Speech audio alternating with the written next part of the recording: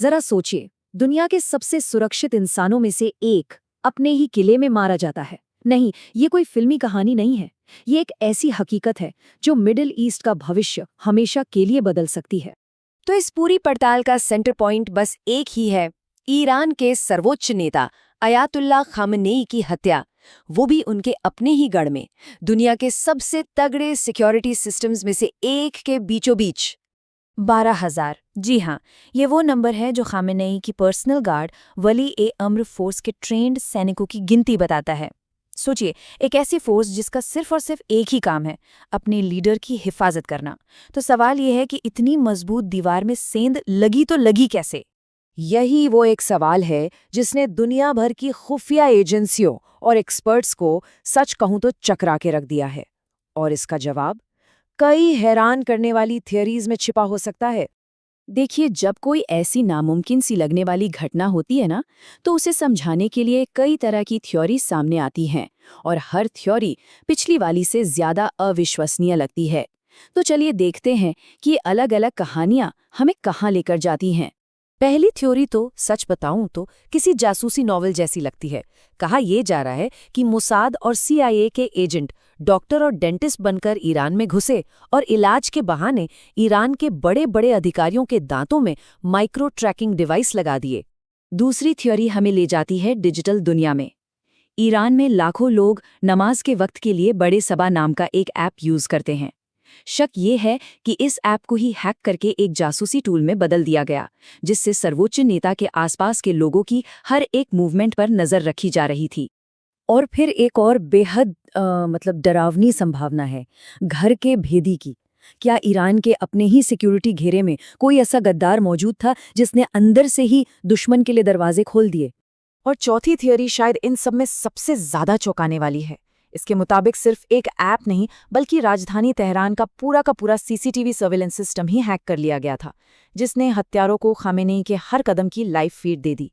लेकिन इन सारी अटकलों के बीच दो थ्योरीज ऐसी हैं जिन्हें खुफिया गलियारों में सबसे ज्यादा गंभीरता से लिया जा रहा है। पहली है अंदर का आदमी वाली थ्योरी, जिसमें शक की सुई सीधे कुद्स फोर्स के हेड इस्माइल कानी पर जाती है। अब देखिए, कानी ईरान की सबसे पावरफुल विदेशी खुफिया और मिलिट्री यूनिट के चीफ हैं, और अजीब बात यह है कि वो पिछली कई बड़ी हत्याओं के वक्त भी वहीं मौजूद थे, लेकिन हर बार किसी न किसी तरह वो बच निकले। और दूसरी थ्योरी है हैक किया हुआ शहर। माना जा रहा है कि इजराइल की माहिर साइबर जासूसी टीम यूनिट 8200 ने तेहरान के ट्रैफिक कैमरों पर पूरा कंट्रोल कर लिया था। इन्हीं कैमरों से खामेनेई के आने जाने की आदतों का एक पैटर्न ऑफ लाइफ बनाया गया, और फिर नज़दीक के सेल टावरों को हैक करके एकदम सटीक हमला किया गया। लेकिन देखिए, ये कैसे हुआ कि थ्योरीज तो हैं ही, पर इनसे भी बड़ा सवाल है, क्यों हुआ? ये हमला सिर्फ एक इंसान पर नहीं था, ये एक पूरे सिस्टम पर था। और इसके पीछे की वजह को समझने के लिए हमें इतिहास के पन्नों को पलटना होगा, वो भी कई दशक पीछे। ये कहानी है एक जबरदस्त बदलाव की। 1970 के दशक तक अमेरिका और ईरान बहुत अच्छे दोस्त हुआ करते थे, लेकिन 1979 की इस्लामिक क्रांति ने सब कुछ बदल के रख दिया। और जब अमेरिकी दूतावास के 250 लोगों को लगभग 2 साल तक बंदी बनाकर रखा गया, तो उस एक घटना ने दोस्ती को दशकों तक चलने वाली गहरी दुश्मनी में बदल दिया। और सालों पुरानी ये दुश्मनी आज एक ग्लोबल चेस बोर्ड पर खेली जा रही है, और इस खेल में दांव पर पूरी दुनिया की शांति और स्थिरता लगी हुई है। इसे ऐसे समझिए, मिडिल ईस्ट में पावर का एक मेन गेम चल रहा है। एक तरफ है शिया इस्लाम को लीड करने वाला ईरान, और दूसरी तरफ है सुन्नी इस्लाम को लीड करने वाला सऊदी अरब। और इन दोनों की ये टक्कर ही पूरे इलाके की राजनीति, जंग और शांति की दिशा तय करती है। तो आज की तारीफ में ईरान इतना जरूरी क्यों है? इसके पीछे असल में 3 बड़ी वजहें हैं। पहली, उसका न्यूक्लियर बम बनाने का सपना, जो पूरे रीजन में हथियारों की एक नई दौड़ शुरू कर सकता है। दूसरी, वो दुनिया के सबसे बड़े तेल सप्लायर्स में से एक है।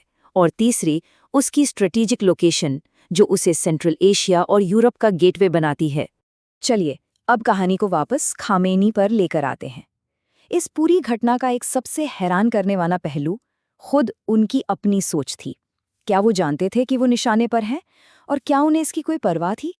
खामेनी का ये मानना था कि उनका जो आंदोलन है वो किसी एक इंसान से कहीं ज्यादा बड़ा है। उनका विश्वास था कि भले ही उनकी जान ले ली जाए, लेकिन जिस विचार को वो आगे बढ़ा रहे हैं वो हमेशा जिंदा रहेगा। और इसी सोच की वजह से कहा जाता है कि उन्होंने बंकरों में छिपने से साफ मना कर दिया था। वो जानबूझकर पब्लिक में मीटिंग्स करते रहे, मानो वो अपने लोगों और दुश्मनों दोनों को एक ही मैसेज दे रहे हों कि वो डरे हुए नहीं हैं और अपने मकसद के लिए शहीद होने को पूरी तरह तैयार हैं। तो आखिर में हम एक बहुत ही मुश्किल सवाल के साथ खड़े हैं। एक लीडर तो चला गया, लेकिन उस इलाके का क्या होगा जो पहले से ही बारूद के ढेर पर बैठा है? इसका जवाब तो सिर्फ वक्त ही देगा। लेकिन एक बात तय है, दांव पर इससे ज्यादा कभी कुछ नहीं लगा था।